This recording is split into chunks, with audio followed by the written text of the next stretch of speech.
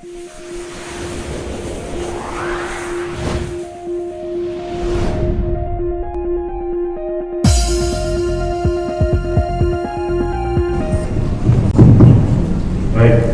terima kasih. Assalamualaikum warahmatullahi wabarakatuh.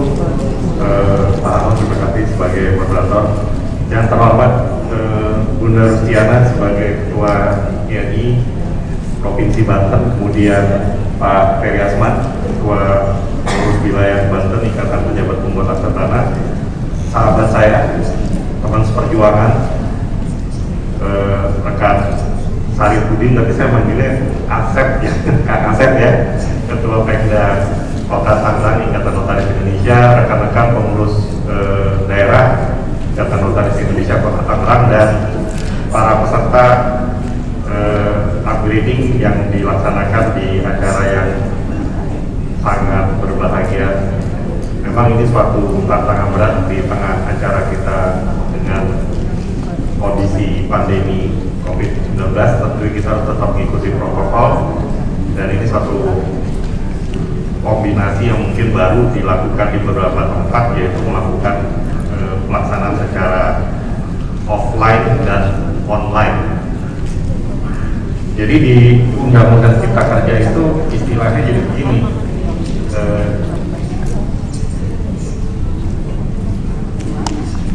ada istilah luring.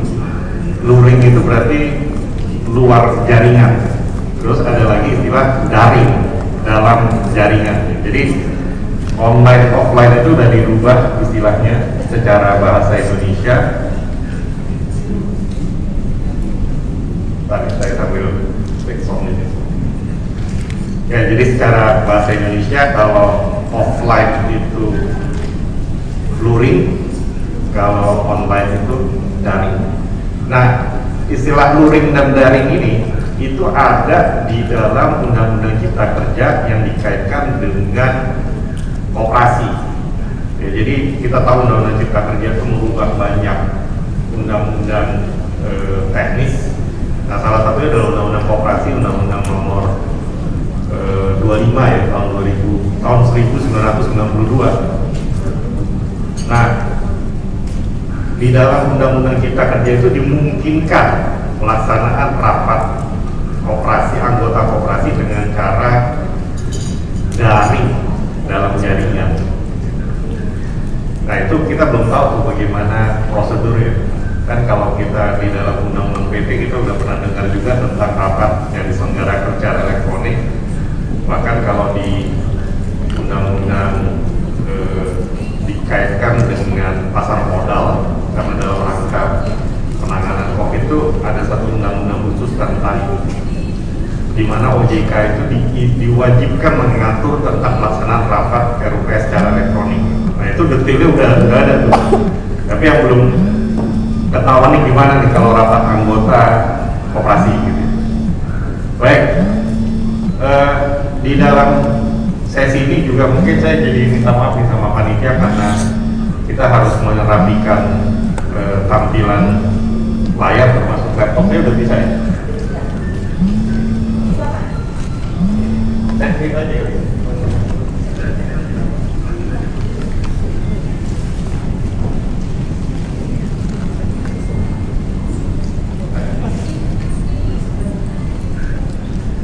Oke,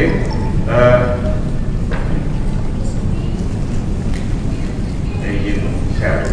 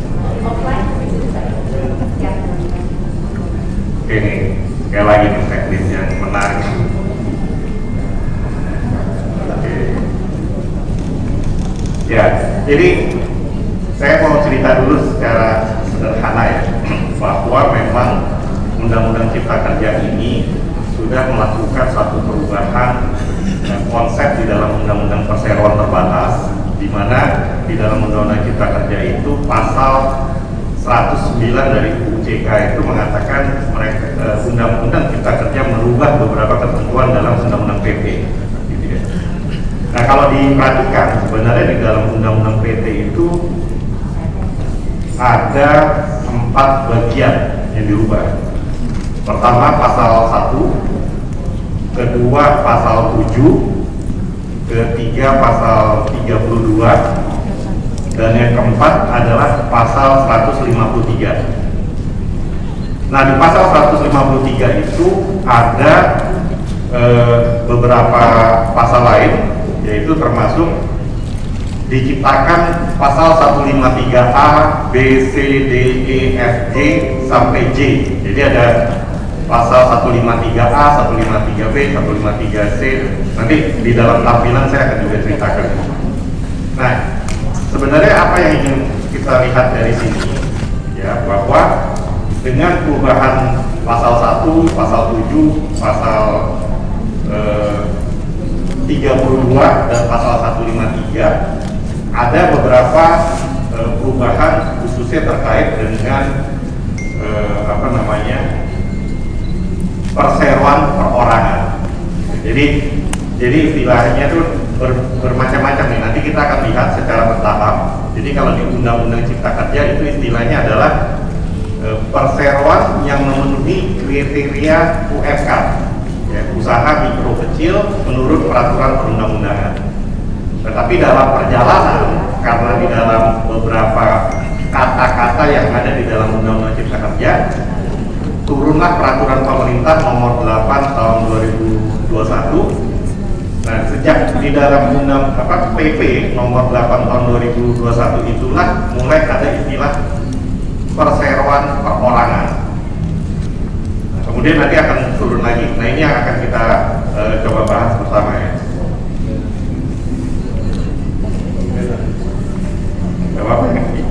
Lagi join. Nah, ini nanti akan kelihatan di dalam Undang-Undang Cipta Kerja. Tadi saya sebut salah satu yang pertama yang dirubah itu adalah pasal 1 ayat 1 dari Undang-Undang PT. Ya, ini yang paling penting ya, karena ini konsepsi dari situ. Nah, jadi pasal 1 ayat 1 Undang-Undang PT itu kan definisi tentang perseroan terbatas. Jadi di dalam Undang-Undang PT didefinisikan adalah perseroan terbatas untuk selanjutnya disebut perseroan adalah badan hukum. Nah, pada titik ini dibagi dua nih. Jadi pertama adalah badan hukum yang merupakan persekutuan modal yang didirikan berdasarkan perjanjian yang menghubungkan antara para kegiatannya. Jadi pasar modal yang melakukan kegiatan usaha berdasarkan perjanjian.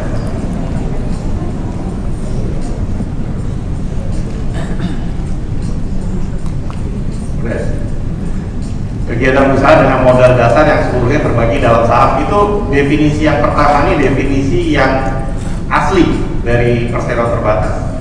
Nah, di dalam Undang-Undang Cipta Kerja ada tambahan kata-kata, yaitu atau badan hukum perorangan yang memenuhi kriteria usaha mikro dan kecil sebagaimana diatur dalam peraturan perundang-undangan tentang usaha mikro dan kecil. Nah, jadi yang kedua inilah yang sekarang akhirnya akan kita sebut banyak sebagai perseroan perorangan. Ya. Nah, jadi setelah kita melihat definisi ini, baru nanti kita akan melihat aturan berikutnya. Aturan berikutnya ternyata di dalam PP nomor 8 tahun 2021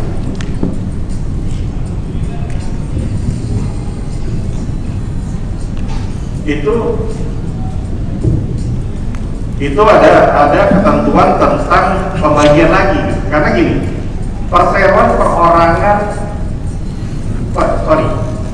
PT yang walaupun dia memenuhi kriteria UMK tetapi pemegang sahamnya 2 orang atau lebih, maka itu termasuk PT biasa, ya PT yang selama ini kita buat melalui notaris. Jadi walaupun PT itu memenuhi kriteria UMK, dia pun juga pemegang sahamnya harus hanya 1 orang, baru itu disebut perseroan perorangan. Jelas ya? Jadi syarat untuk disebut perseroan perorangan itu ada 2. Dia memenuhi kriteria UMK, tapi dia juga pemegang sahamnya hanya 1 orang. Ini yang digambarkan di dalam PP nomor 8 tahun 2021. Jadi kalau yang di sini nanti yang di ruangan ini mungkin nanti bisa melihat secara bertahap ya. Jadi pada prinsipnya kita akan melihat bahwa yang ada di dalam logika di dalam Undang-Undang Cipta Kerja, kemudian itu bergeser lagi untuk dipersempit lagi siapakah yang disebut sebagai perseroan perorangan. Dia harus memenuhi 2 kriteria, dia UMK dan dia adalah 1 orang. Nah, sebelum kita lanjut lagi, kita akan melihat dulu nih kriteria UMK itu apa sih begitu. Nah, ini yang mungkin di kita, di sisi kita selama ini boleh dibilang terkaget gitu. Terkaget kenapa? Karena ternyata Undang-Undang Cipta Kerja juga merubah kriteria dari UMK ini. Kalau kita tahu kriteria UMK ini lama nih, kita sudah lama mengenal di Undang-Undang Nomor 20 Tahun 2008 Pasal 6. Jadi kalau kita biasa tanya kan, kalau usaha mikro berapa Pak? Mikro itu 0 sampai 50 juta, ya itu mikro. Kemudian kecil berapa kecil? Di atas 50 sampai 500 juta, ya kecil. Menengah di atas 500 juta sampai 10 miliar. Nah itu kategori lama. Nah jadi menurut Undang-Undang Cipta Kerja, kriteria ini juga dirubah. Berapa mikro, berapa kecil, berapa menengah. Nah ini mungkin yang tadi saya bilang, buat kalangan notaris kita jadi terkaget. Jadi mikro itu sekarang kategorinya adalah 0 sampai 1 miliar. Mikro, ya. Kecil itu dari lebih dari 1 miliar sampai 5 miliar, itu usaha kecil. Nah yang menengah dari lebih dari 5 miliar sampai dengan 10 miliar, itu usaha menengah. Jadi batas atas itu tetap sama 10 miliar, tapi kalau antara rasio antara mikro, kecil sama menengah itu dirubah. Nah dasarnya gimana? Perubahan ini diatur di dalam Undang-Undang CK dan peraturan pelaksanaannya PP nomor 7 tahun 2021. Nah, jadi kita tahu bahwa di UU CK ini dia merubah banyak peraturan pemerintah, menciptakan banyak peraturan pemerintah. Jadi kalau yang kita bicara tentang modal dasar dan perseroan perorangan ini PP nomor 8, nah terkaitan dengan koperasi dan UMKM itu PP nomor 7. Nah di dalam PP nomor 7 itu disebutlah kriteria mikro, kecil, dan menengah. Jadi kita harus paham dulu nih berapa sih ukuran untuk perusahaan perorangan. Itu adalah 1 miliar dan sampai 5 miliar. Ya. Artinya ini fakta realitasnya dengan peraturan ini. Jadi kalau ada perusahaan, orang datang gitu mau mendirikan PT sendiri untuk dia sendiri gitu.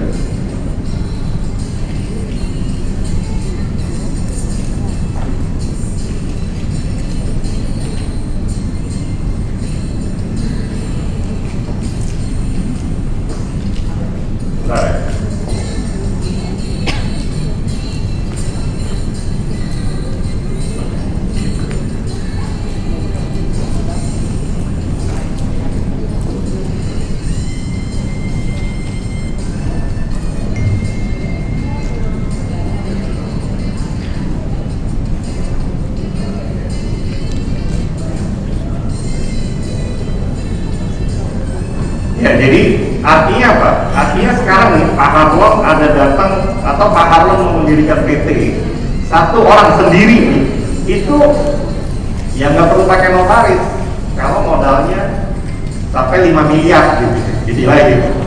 Ini realitasnya, peraturannya begitu. Jadi kita akan melihat keadaan yang memang dalam tanda petik nih, mungkin orang pada pasti kita di kalangan notaris akan berkata bahwa lo ini jadi yang selama ini bisa dengan akta notaris jadi nggak akta notaris dong gitu ya. Nah itu ya, ini yang realitas yang terjadi. Jadi memang ini yang harus kita diskusikan, dan ini tujuan kita bicara di dalam forum ini, dan ini juga mungkin nanti dalam banyak tahapan kita harus melihat ini. Tapi nanti saya akan jelaskan di sini. Ini yang menarik. Jadi terima kasih Kota Tangerang memberi kesempatan untuk bicara tentang ini. Nah, kemudian yang kedua, yang akan mulai kita bahas. Jadi tadi kriteria udah clear. Sekarang kita lihat bahwa karena perseroan terbatas ini dibagi dalam 2 kelompok, jadi ada PT perorangan dan ada PT biasa ya, PT non perorangan, maka nanti akan terlihat keadaan di mana yang menjadi proses secara sederhana dengan PT perorangan, tapi ada juga yang melakukan dengan proses seperti biasa, jadi membuat dengan akta notaris. Itu satu. Yang kedua, nanti akan juga terjadi keadaan di mana perusahaan perorangan yang didirikan pertama sebagai perseroan perorangan itu juga akan berubah, gitu ya, karena kebutuhan menjadi PT biasa atau PT non perorangan. Nah, yang jadi PT biasa atau PT non perorangan ini, itulah yang nanti akan jadi tetap perlu akta notaris, gitu ya. Jadi akta notaris itu nanti akan terjadi di dalam 2 keadaan. Pertama adalah dia memang mau mendirikan PT biasa seperti yang selama ini kita buat. Jadi cirinya apa? Cirinya pemegang sahamnya lebih dari 1, jadi 2 orang atau lebih, atau pendiri badan hukum. Jadi kalau dia mendirikan pemegang sahamnya badan hukum, itu nggak mungkin buat PT perorangan. Jadi dia tetap butuh notaris. Atau dia membuat, nah ini juga menarik. Di sini mungkin ada BUMD. Ya, jadi kalau dulu BUMD itu pemegang sahamnya harus 2 juga. Mungkin Pak Handoko, Bu Sri, ya, dulu kan banyak tuh kita masih BUMD kita minta Perda, gitu, peraturan daerah. Kemudian dalam peraturan daerah itu tetap harus ada pemegang saham kedua. Ya, nah sekarang dengan Undang-Undang Cipta Kerja, BUMD itu bisa 100% pemerintah daerahnya. Jadi perdanya tidak perlu lagi cari pemegang saham minoritas. Nah itu yang baru dari peraturan Cipta Kerja. Nah sekarang kita akan bahas dulu yang perseroan perorangan. Jadi walaupun ini bukan dengan notaris, tapi kita juga harus bisa paham ya, dan ini juga perlu kita diskusikan juga, karena peraturan Menteri Hukum dan HAM ini lagi diproses. Kemudian dalam peraturan Menteri Hukum dan HAM ini otomatis juga akan ada perubahan di sistem AHU-nya, di sistem AHU online. Nah, apa yang membedakan? Jadi pertama adalah bahwa karena pembuatan itu tidak dilakukan secara notarial,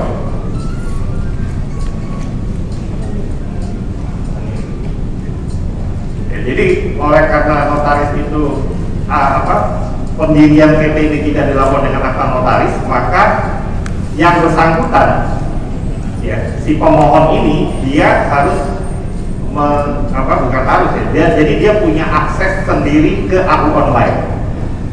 Nah, kalau orang mau dapat akses di AHU online, mau nggak mau kan dia harus daftar akun ya. Jadi daftar akun sama mungkin kalau dibayangkan dengan meminta akun di OSS. Ya kan, kalau akun di OSS kita minta apa tuh? Yang ditanya sama OSS? KTP ya, NIK. Jadi nanti akan ada NIK, masukkan email, nanti ada OTP buat konfirmasi ya, verifikasi. Nanti habis itu dari email di email balik, kemudian itu disetujui, langsung dapat akun. Okay? Jadi kalau akun itu kan ada username, ada password. Ya. Nah, setelah dia dapat akun, baru dia bisa mengisi pernyataan pendirian. Nah, pernyataan pendiriannya akan dilakukan secara online, dan kalau nanti kita buka di dalam PP nomor 8 di lampirannya itu sudah ada formatnya. Ya. Terus terang saya sempat mendiskusikan soal pernyataan pendirian ini, karena kalau membaca Undang-Undang Cipta Kerja, sebenarnya Undang-Undang Cipta Kerja itu menggunakan kata-kata surat pernyataan pendirian. Ya, jadi kalau membayangkan dengan kata surat, kita punya gambaran mestinya ini tetap dokumen fisik, ya, bukan online, ya, bukan elektronik. Tetapi ternyata di dalam peraturan pemerintahnya dikatakan bahwa itunya pernyataan pendiriannya pun juga dibuat secara elektronik. Jadi tidak ada suratnya, ya.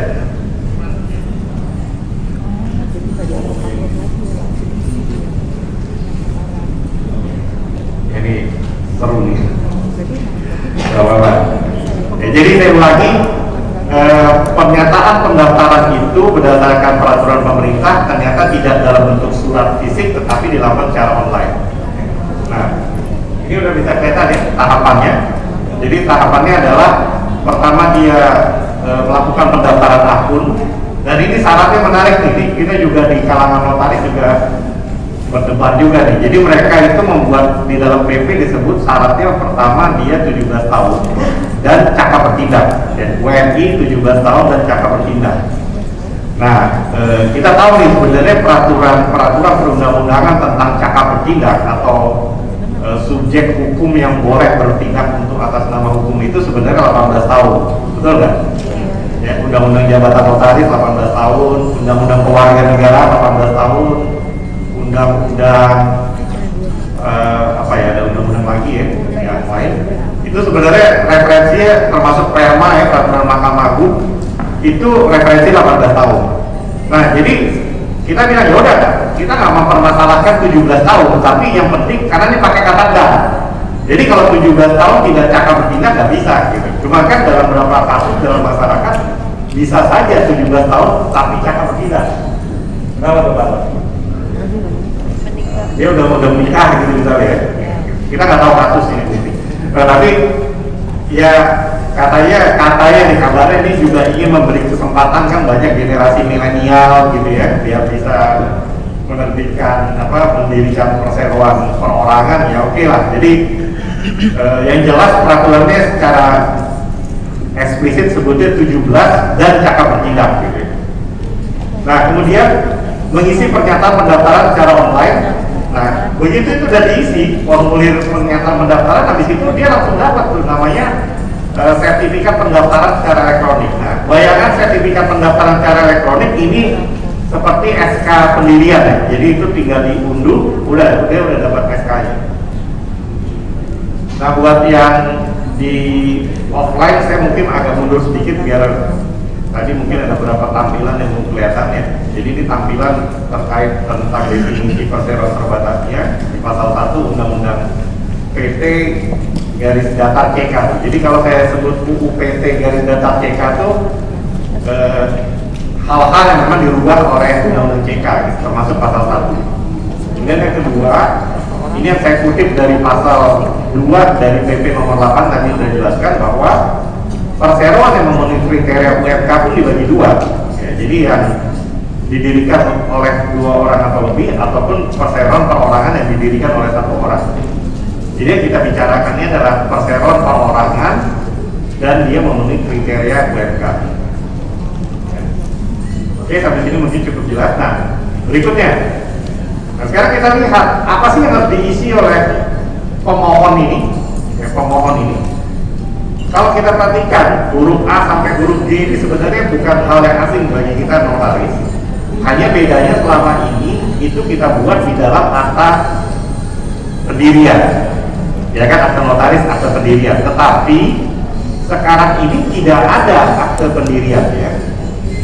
Jadi juga bisa dikatakan tidak ada anggaran dasarnya, gitu.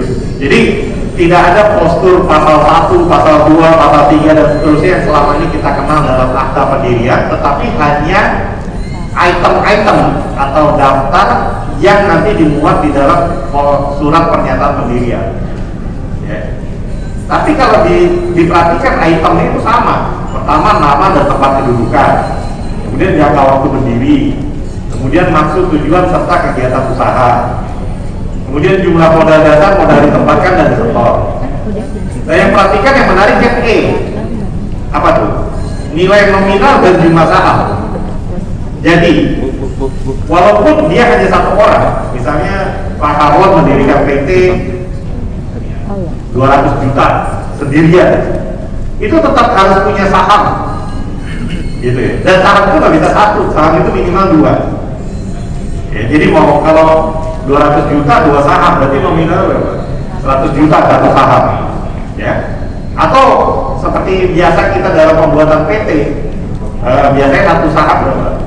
1 juta, ya? 1 juta. Jadi kalau 200 juta ada 200 saham. Jadi walaupun dia hanya satu orang, dia tetap harus punya saham.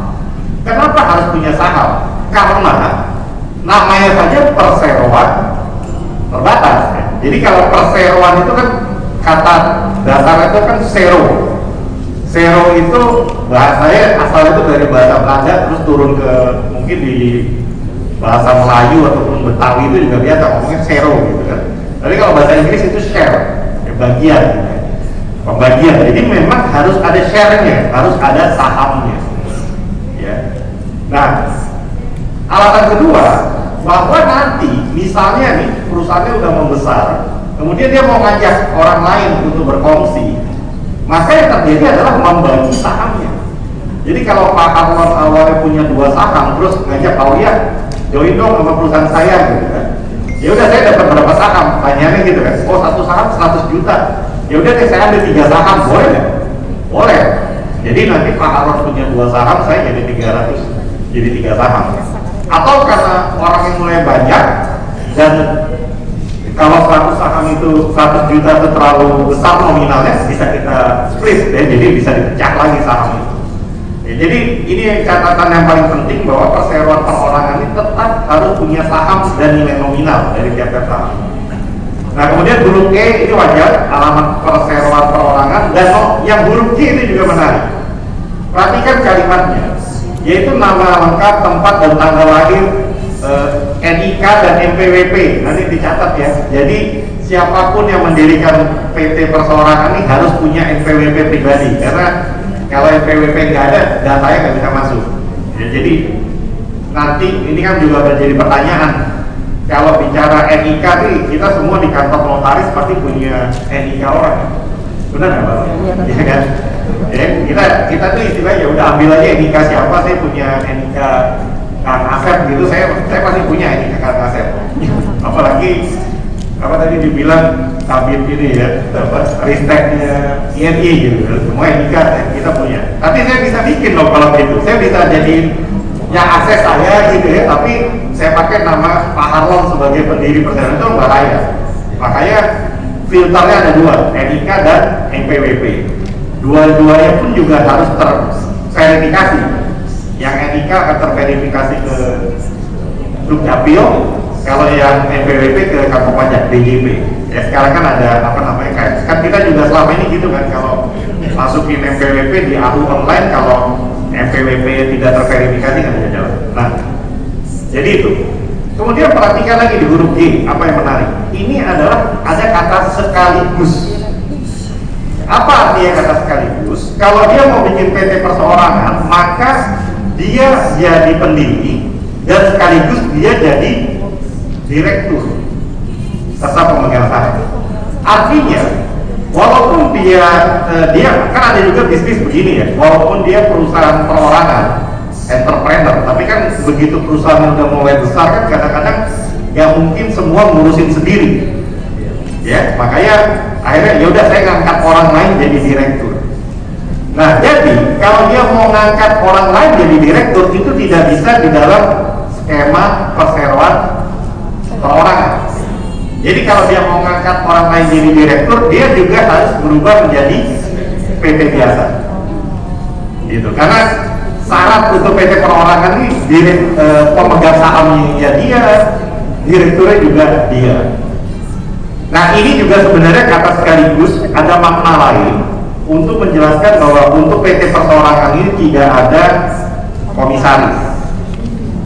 Ya, jadi PT perseorangan ini tidak ada komisaris. Walaupun kita dalam beberapa kesempatan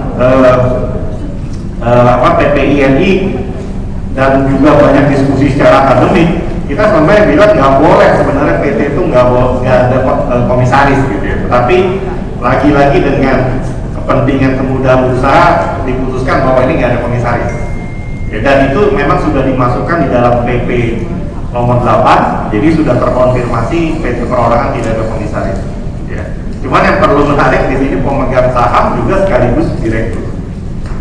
Oke, nah formatnya seperti apa? Ini ada di sini.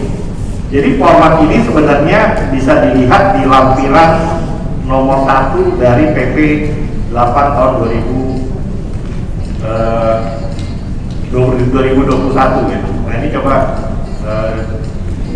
di slide-nya mungkin nggak terlalu besar ya, jadi saya coba zoom biar kelihatan.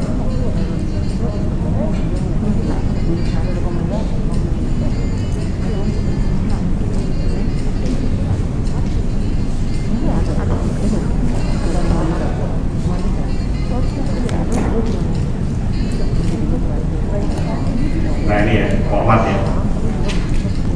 Nah jadi format ini akan dilakukan ini harus buat ngecek di sini.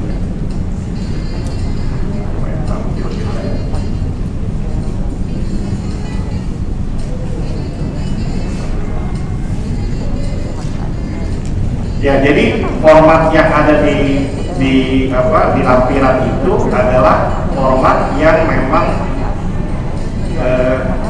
jadi itu sudah menjadi lampiran di dalam peraturan pemerintah, tetapi nah ini tetapinya sebenarnya format itu tidak dalam bentuk surat, tetapi format itu adalah dalam bentuk elektronik, isiannya secara elektronik. Nah, sampai sini mungkin cukup jelas ya. Kita mau lanjut atau mau lanjut dulu? Lanjut aja dulu, oke. Karena ini memang harus bertahap menjelaskan. Oke, lanjutannya adalah sekarang orang kan jalan udah berdiri, gitu, udah jalan perusahaannya udah berdiri. Lanjutannya apa? Lanjutannya kan mau melakukan perubahan, boleh nggak? Boleh, silakan, gitu ya. Tetapi yang namanya perubahan itu perubahan dari yang tadi ada di dalam item pendirian, ya, isiannya. Jadi kalau dia mau merubah nama, misalnya, dia mau merubah maksud dan tujuan, boleh aja. Dia mau merubah alamat, silakan aja. Jadi sesuai dengan isi yang tadi apa yang mau dirubah itu memang dipersilakan. Nah, cuma memang sekarang pertanyaannya ketika kita bicara merubah, pertanyaannya adalah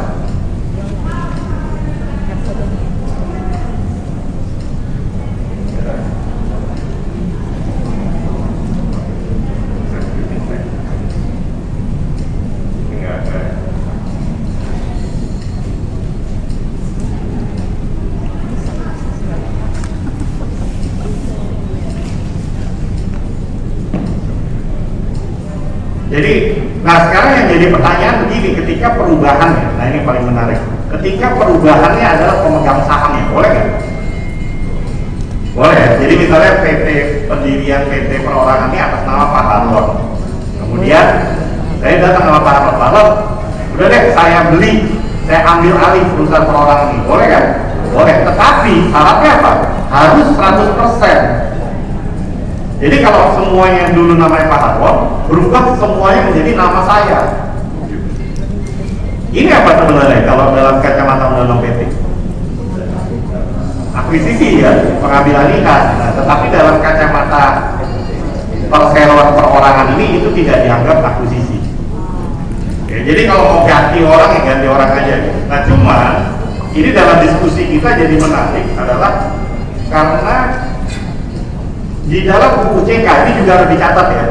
Di dalam UU CK, satu orang itu boleh mendirikan perseroan perorangan hanya 1 tahun, hanya boleh buat 1. Jadi nggak boleh dikit-dikit karena punya NIK ya, cuma login sebentar itu kan mungkin ya nggak sampai berapa jam gitu langsung dapat SK gitu ya. Terus wah dapat 1 gitu ya, kayak kita di aplikasi marketplace itu kan baru sekali belanja kayak seneng gitu, belanja apa gitu ya. Oh udah selesai belanja lagi gitu ya. Ini enggak. Jadi 1 PT itu hanya boleh buat satu perseroan perorangan hanya boleh satu tahun. Nah, tapi bisakah begini? Pak Harlo mendirikan 1, ya. Kemudian nggak bisa bikin lagi kan? Tapi mau 1 lagi. Dia datang ke saya, Paulia, boleh nggak punya Paulia saya ambil alih? Gitu ya. Jadi nggak bisa diriin, tapi ngambil perusahaan orang lain gitu ya. Kan gampang buatnya, ya kan? Mungkin kalau di peraturan udah berlaku itu langsung jadi dalam sebulan mungkin bisa 1 juta gitu ya, karena semua pada bikin, kita nggak tahu, ya kan? Nah, akhirnya ini lagi dibicarakan. Jadi kita juga termasuk mengatakan hati-hati tentang perubahan, karena perubahan ini bisa saja jadi dalam tanda petik penyelundupan hukum. Gitu. Kalau tujuan 1 orang itu hanya boleh buat 1 PT perorangan, jangan sampai dengan cara perubahan itu bisa jadi cara untuk mengambil alih, karena dia kalau membuat sendiri 1 PT hanya 1 tahun hanya 1 PT perorangan. Jadi nah ini item perubahannya sama. Jadi mau rubah nama, mau rubah waktu tujuan dan sebagainya. Nah tentang nama ini juga menarik ya. Jadi kita juga mendiskusikan kira-kira kalau PT perorangan, perseroan perorangan tuh biar kelihatan bedanya dengan PT biasa tuh di mananya gitu. Nah kalau dibaca dalam kajian undang-undang CK-nya dan juga peraturan pemerintahnya, perlakuan namanya itu sama dengan PT biasa. Ya, jadi tetap secara proses dia harus pesan nama dulu. Ya, cuman memang apa itu namanya? PNBP ya, itu nanti sekaligus gitu. Ini juga mohon dicatat, kita dalam waktu-waktu tidak lama nih sekaligus dalam rangka pembaruan sistem AHU online itu nanti yang namanya pemesanan nama terpisah itu juga sudah ini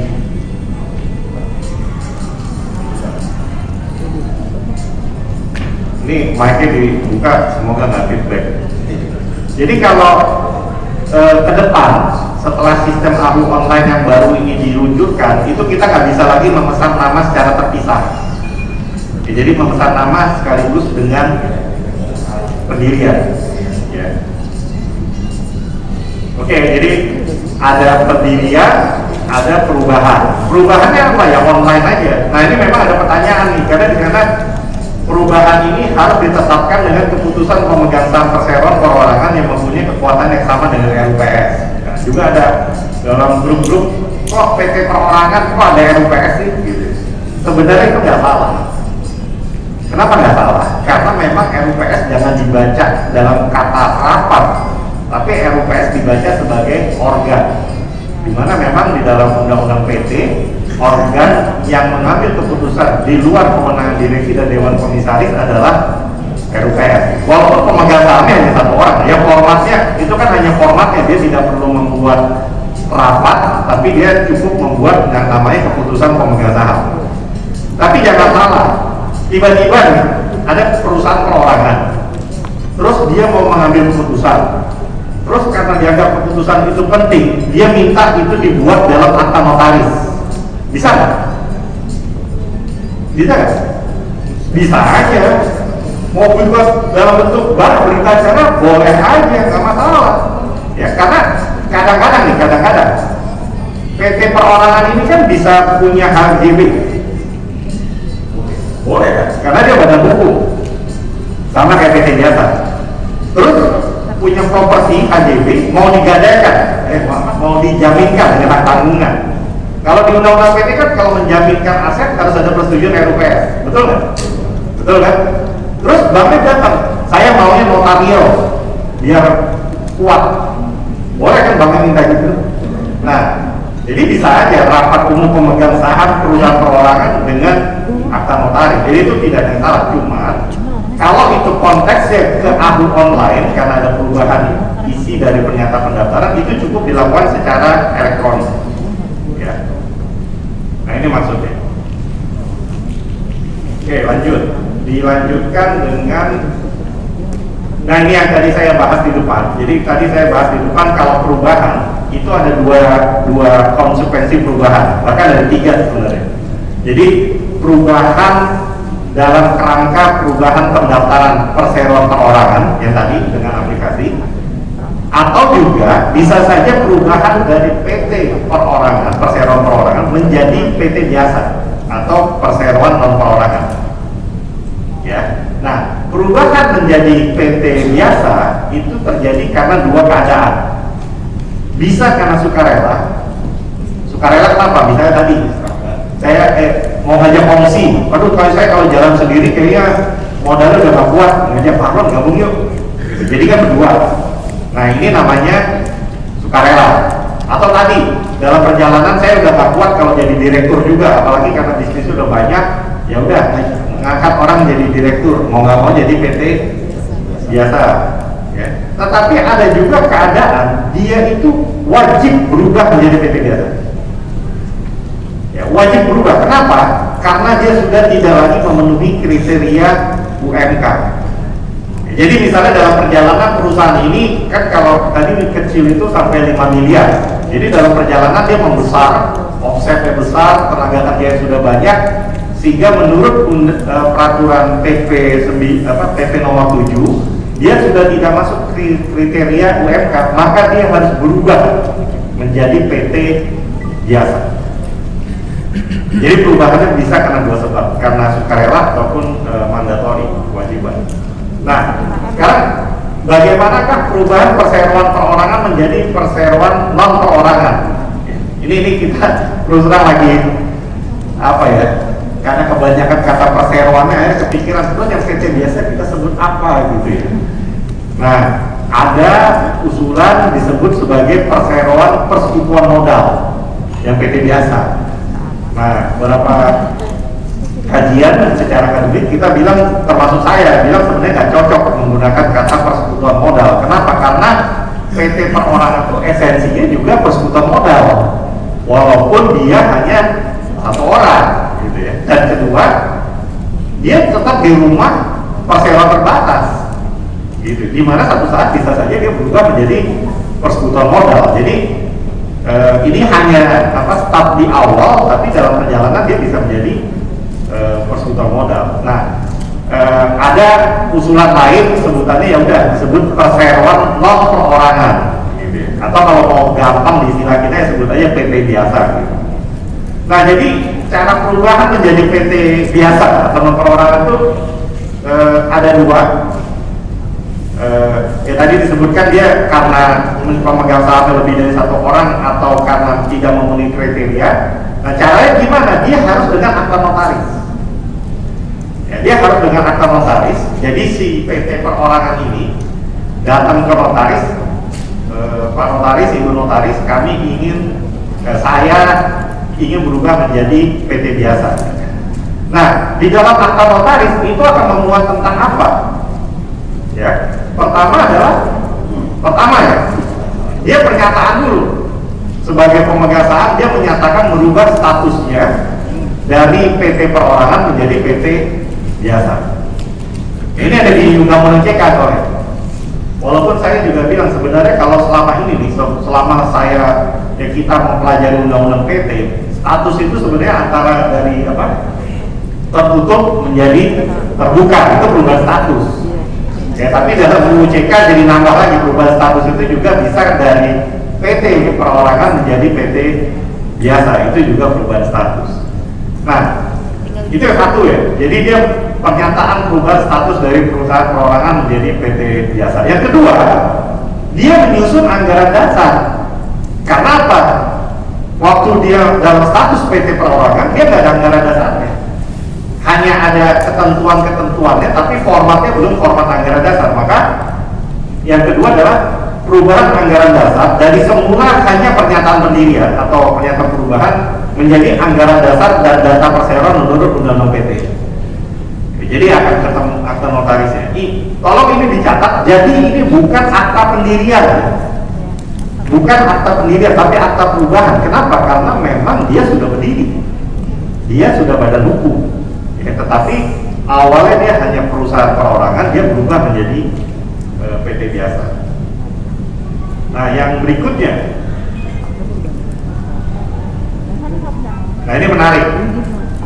Tadi saya cerita bagaimana tuh mengukur bahwa perusahaan ini tetap dalam kriteria apa namanya mikro dan kecil. Kan tadi bilang kan, jadi kalau dia sudah tidak memenuhi kriteria mikro dan kecil, dia wajib berubah menjadi PT biasa. Makanya untuk PT mikro dan kecil ini, PT perorangan itu wajib melaporkan laporan keuangannya ke Menteri Hukum dan HAM dalam paling lambat 6 bulan sejak tahun buku berakhir. Coba pertanyaan saya sederhana nih. Sekarang nih yang PT-PT biasa yang dibuat sama notaris, ada nggak sih kewajiban melaporkan laporan keuangan ke Menteri Hukum dan HAM? Ada nggak? Nggak ada ya? Ya, urusan perpajakan ya Pak. Tapi kan yang ke AUI nggak ada. Tapi justru untuk yang PT perorangan itu wajib. Ya, ini wajib Pak.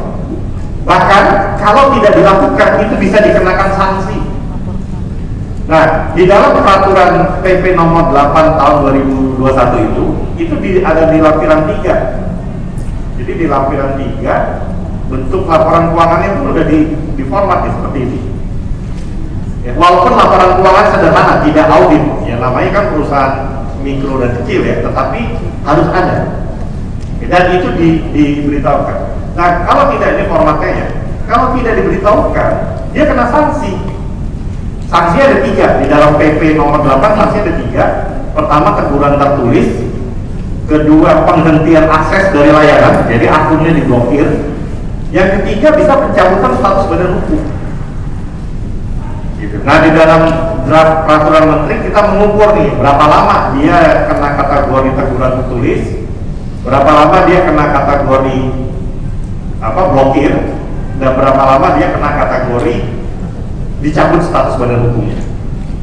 Ya, yang pertama adalah kalau dia dalam waktu lewat dari 6 bulan nggak lapor, karena kan 6 bulan sejak tahun ditutup itu wajib lapor gitu kan. Dia lewat itu nanti akan ada teguran tertulis secara elektronik, biasanya dikirim email. Ya.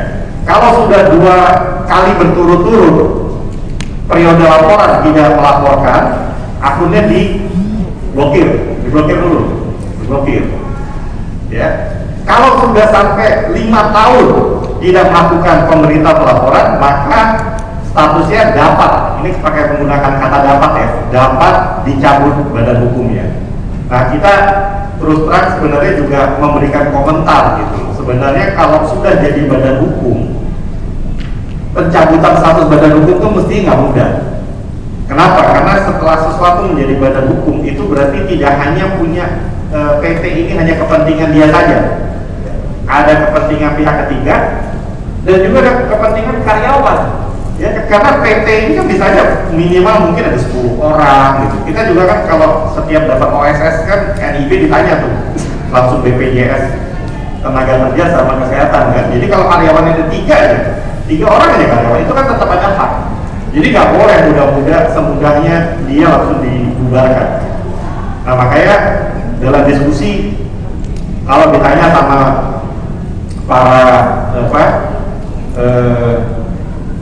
petugas ya ataupun ya sampai Pak Direktur Perdata gitu ya, Bu Kasubdit Badan Hukum itu sekarang Bu Laila itu, Pak kita juga nggak mau Pak nyabut status badan hukum, yang ada kita digugat gitu ya. Jadi kita menggunakan kata dapat. Nanti saya juga kalau ada kesempatan kita diskusi ya. Jadi hati-hati sekali sekarang notaris untuk membuat akta tentang likuidasi. Ya, tolong hati-hati. Kenapa? Karena walaupun likuidasi itu ke ahli online-nya hanya pemberitahuan, tapi dampak hukumnya luar biasa.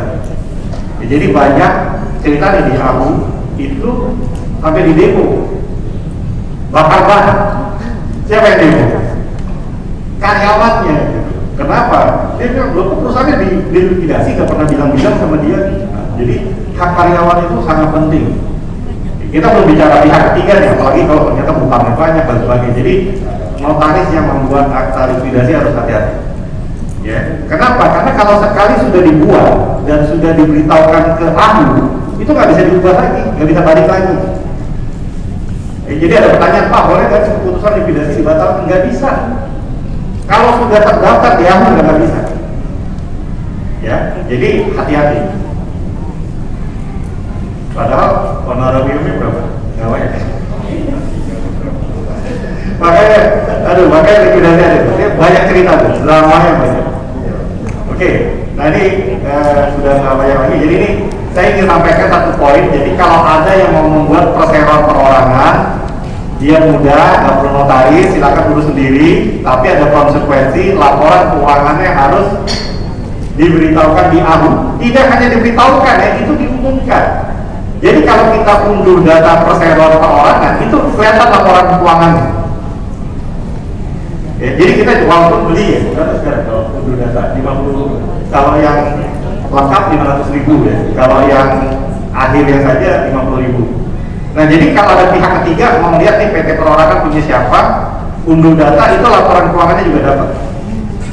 Jadi bukan sekedar dilaporkan, tapi juga diakses, dapat diakses. Nah, itu pertanyaan kan sekarang.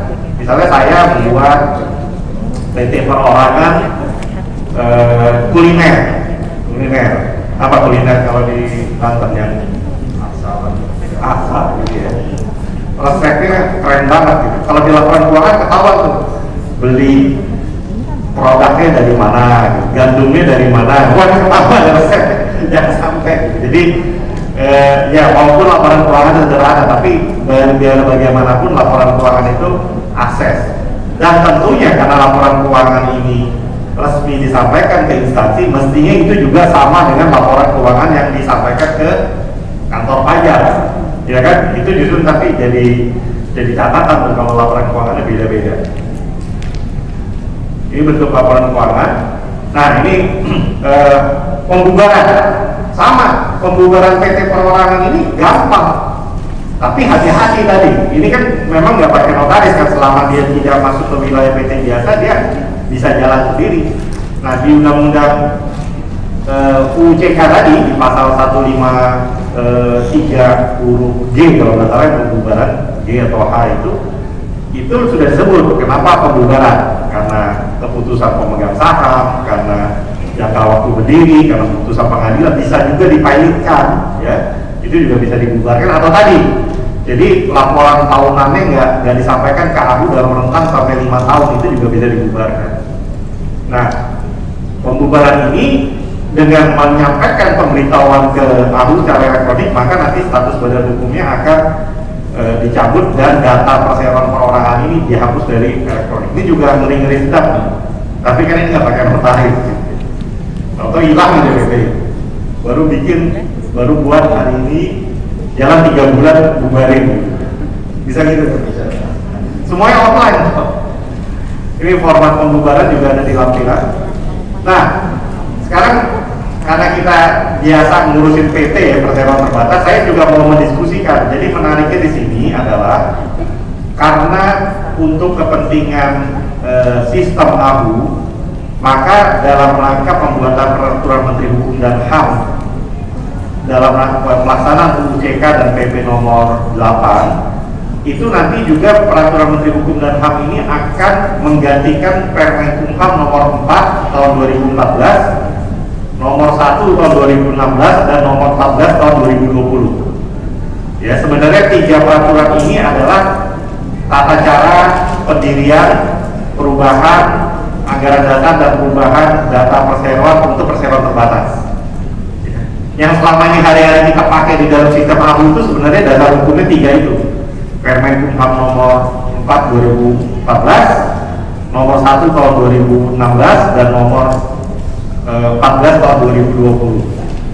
Nah, ini nanti akan dilebur menjadi menjadi satu Permenkumham, dan ada perubahan yang cukup mendasar, yaitu merubah istilah-istilah pengesahan, persetujuan, apalagi pemberitahuan, itu semua dirubah menjadi pendaftaran. Ya. Kenapa? Karena memang di pasal 7 ayat 4 Undang-Undang Cipta Kerja, Undang-Undang PTCK ya, UU PTCK itu rezimnya sekarang dirubah dari dulu rezim pengesahan, persetujuan menjadi rezim pendaftaran. Walaupun di dalam UU CK cerita tentang pendaftaran ini hanya berlaku untuk perseroan perorangan, tetapi dalam kajian internal yang sampai saat ini, posisi saat ini kajiannya ini juga akan diberlakukan juga untuk PT-PT biasa. Ya, terus terang ini sebenarnya buat kita jadi notaris yang mengurus PT ini juga menjadi tantangan berat. Kenapa? Kalau membawa kita ngurus perubahan anggaran dasar, dulu kita dapat SK dari menteri apa? Persetujuan. Ya, kita kan kalau misalnya ada masalah hukum kita bilang kan udah disetujui sama menteri, gitu kan. Jadi menteri juga bisa jadi turut bergugat gitu kalau ada sengketa. Ya. Tapi kalau statusnya cuma pendaftaran, gitu, sebenarnya bebannya nanti ada di notarisnya. Jadi memang nanti notaris akan menjadi hal yang penting, dan ini terus terang jadi kajian juga ya untuk kita. Tentu nanti akhirnya kita harus banyak mensosialisasi lagi, tolong yang membuat akta-akta yang dikaitkan dengan perseroan terbatas itu harus lebih cermat dan hati-hati. Nah ini sebenarnya masih diskusi. Jadi saya sampaikan di forum ini ya, ini masih diskusi, tetapi posisi per hari ini konsep pendaftaran ini juga akan diberlakukan untuk PT-PT biasa. Nah, yang terakhir dalam konteks perseroan terbatas ini yang PT biasa, nanti kan kita ada pemberitahuan ya, pemberitahuan perubahan data. Jadi bukan perubahan anggaran dasar. Kadang-kadang perubahan data itu kita suka mengalami perubahan alamat, atau juga suka mengalami perubahan nama pemegang saham. Jadi bukan pengalihan pemegang saham ya, bukan perubahan karena pemindahan hak, tapi karena ganti nama. Ini banyak kan. Misalnya dulu ada yang namanya Semen Gresik. Semen Gresik itu udah berubah nama menjadi Semen Indonesia, gitu ya. Terus misalnya apalagi banyak tuh, ya grup-grup semen ya. Terus juga saya pernah di mana di Cilegon itu ada PT namanya dulu PT Penny, Petrochemical apa itu berubah jadi namanya PT Titan. Jadi bisa saja nama itu berubah, termasuk mungkin nama orang juga gitu ya. Nah perubahan nama ini dulu harus persetujuan RUPS. Nah jadi untuk dua hal ya, jadi kalau ada perubahan alamat atau perubahan nama pemegang saham itu nanti dalam sistem tidak perlu dengan RUPS, tapi tetap dengan akta notaris. Jadi akta notaris itu adalah pernyataan direksi, ya bukan pernyataan RUPS. Karena kebayangkan ganti alamat nih hanya dari Jalan Sudirman nomor 10 menjadi Jalan Sudirman nomor 13 gitu. Cuma geser ruko misalnya, itu diahunya harus bikin RUPS gitu. Nah ini kan tidak sesuai, tidak perlu ya. Bahkan undang-undang PT tidak mengharuskan untuk merubah dari RUPS. Nah kira-kira itu diskusi kita, dan saya sebenarnya berharap forum ini juga menjadi tempat yang bisa berinteraksi, baik yang hadir secara offline maupun yang online. Kita masih punya waktu, nggak tahu nih, karena protokol COVID di dalam satu ruangan kita boleh berapa lama nih, sampai jam 12 kita.